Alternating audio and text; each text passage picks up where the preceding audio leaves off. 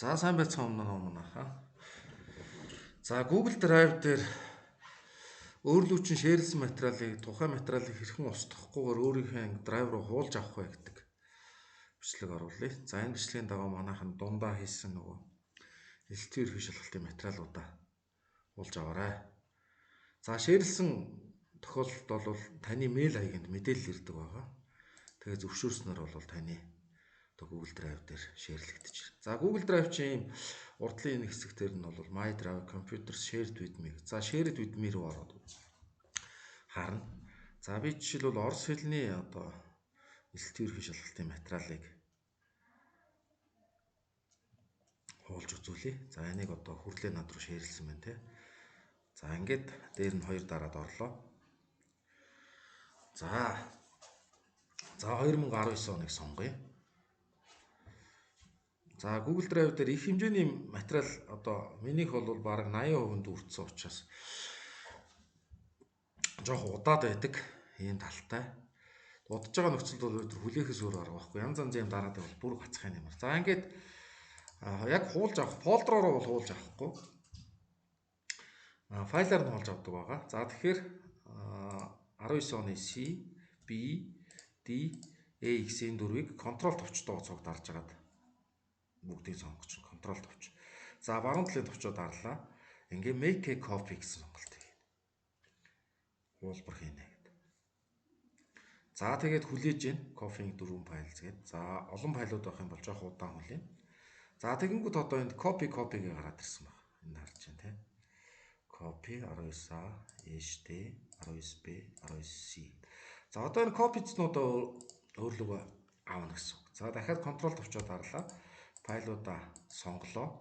Баруун талын товчоо дарлаа. Move to буюу шилжүүлэх. За энэ move to дээр дарна. За тэгэнгүүт доор чинь тухайн файл яг хаана байгааг зааж өгч байгаа. Ингээ буцах товч дарж иртэл өөрөө чинь drive, my drive гараад ирнэ. За ингээ go to my drive руу дараад аль фолдер руу хуулж өгөх сонгоно. За тэгэхээр бид нар урьдчилаад нэг фолдер шинээр үүсгэсэн байх хэрэгтэй байна шүү. За байвал орос хэл гэсэн фолдерыг тусдаа ингээ шинээр үүсгэсэн байгаа. За ингээд орос хэл гэсэн фолдероо сонгоод move товч дарчна. За дахиад move гэдэг. За ангингүүт бол энэ дотор байгаа файлыг би өөрчлөхгүйгээр ямар нэгэн байдлаар устгахгүйгээр хуулбарыг өөртөө хийгээд авчна. За энэ хуулбар бол My Drive дотор. За доош нь хүлгээд харъя. Орос хэл маань хайчих. Орос хэл дотор ингээд copy гэдээ ороод ирсэн байна. Copy.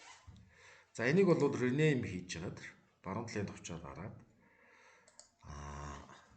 арай өөртөө бас ойлгомжтой байдлаар нэрийг сольжуулна. 2019 C хуулбар.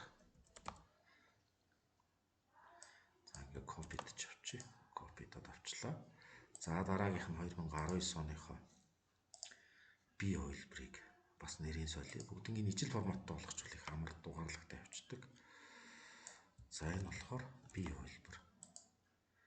За ингэх юм бол ингээ 19CB гэх те яг дараалалаараа дугаарлагдаа явцдаг учраас сүүлд нь амар байдаг. За энэ A-г A бол C-г A болов.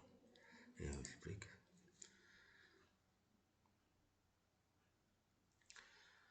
За ингээд явчихж байгаа шүү. За ингээд хуулаад авчихна гэсэн. Тэгэхээр би манай багш нарын дундын файлуудыг бол би өөр дээрээ та бүхэн рүү шеэрлчихнэ. За миний шеэрлсэн фолдер дотроос та бүхэн make a copy хийж хуулбар хийж авч байгаа. Тэр копинуудаа өөрийнхөө драйв руу move to гэд хийж авах нь шүү. За хуулахаас өмнө бол яг энэ драйв дотроо шинээр тухайн хуулах фолдерийнхоо нэрийг үүсгэсэн. За жишээлбэл нийгмийн ухаан ч гэдэг юм ингээд нэрийг нөгөөд фолдероо үүсгэчихвэл бүр амар байдаг. Тэ? Ингээ креатгч байгаа. Тэгээс сүүлд нь яг энэ нийгмийн ухаан гэсэн фолдер руугаа move to гэж заагаад өгчдөг. Тэгэхээр нийгмийн ухаан гэсэн дотор ч уулсан бүх файлууд нь ороод ирнэ гэсэн үг ээ. За ингэснээр бол та хэнтэй ч шеэрлэгдээгүй ийм өөрийн гэсэн файлтай болчихж байна гэсэн үг. За энэ дундын ширүүлэгдсэн файлууд бол ийм урдаа ийм хүний зурагтай харагдаад байдаг. Одоо бүрэн share буюу editor ирэхээр засварлагч ирэхээр юу яатсан байх юм бол засварлагч ирэхээр бусдаа хуваалцсан байх юм бол нөгөө хүн чинь энэ файлуудыг чинь устгах ч юм уу, өөрчлөх ч юм уу, янз бүрийн шалгалт авах гээд ингээд өөрчилсөн тохиолдолд бол тухайн тань дээр байгаа бүх материалууд өөрчлөгдөх учраас ер нь хүнтэй бол хуваалцахдаа маш болгоомжтой. Editor ирэхээр биш, зөвхөн viewer буюу харах ирэхээр хуваалцаж болно. За зайлшгүй шаардлагатай тохиолдолд бол хугацаа заагаад за чи миний ийм файлуудыг хуулж авах гэж байгаа бол би чамд нэг өдрийн хугацаатаар шеэрлж өгье гэдэг ингээд явах хэрэгтэй. Гэхдээ одоо бүрэн одоо таньдгүй хүн энэ төр байх юм бол заавал өөрийнхөө их файлыг бас туулбарлаж авч үлдсэн дээр шүү гэдгийг сануулъя. За ингээд манайхан би өнөөдөр та нар руу мэйл явуулчихна. Тэгээд одоо холбогдох